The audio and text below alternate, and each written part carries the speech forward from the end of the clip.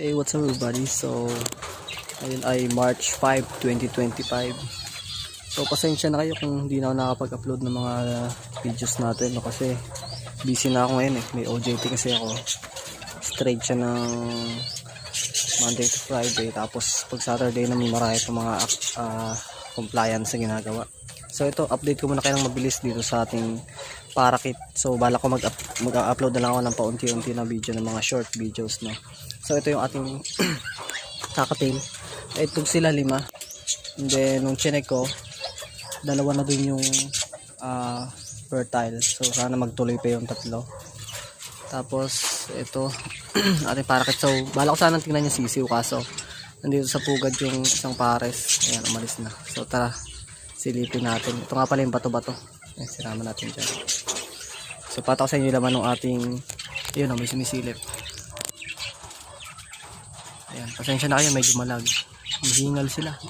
Sobrang init kasi ng panahon ngayon. So yan, papataw sa inyo laman. So ang pairing siya na ito. Yan. Tapos yung green na hen, ayun. So tara, silipin natin yung mga sisiw. Silipin natin. So ayan, hindi nila pairing siya pero sinusubuan. Yan, medyo maamo kasi mga masalubong pa sa akin. Yung bato-bato natin. So ayan, medyo maamo kasi mga yan eh. So ito, hindi na ako lalayo sa pintuan, baka simpat. Ito pa lang sa inyo naman. So ayan, ang ating mga parakit. So ayan, mabilis lang masilip, no? Kasi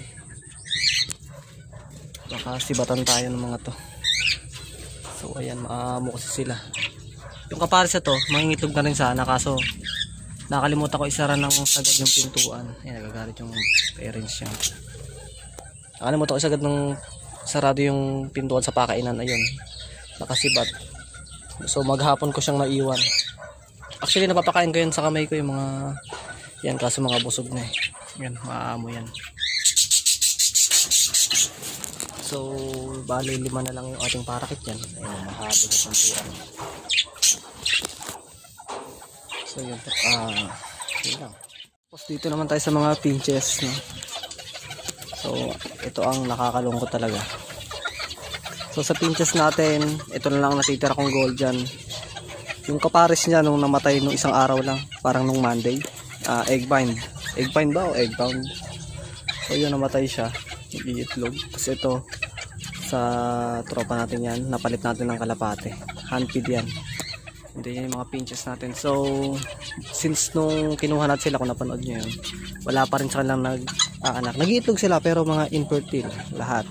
Pero lang pala dun sa isa na kapag papisa tayo dyan ng isa, kaso malaki na yung anak, no? Juvenile na siya, pababa na rin, namatay pa, nagtae. So ayun, tapos yung isang pares pa natin ng gold dyan, yung orange shaded, tapos yung yellow namatay na rin dahil dinaga sila. So yun lang, short update lang muna, no?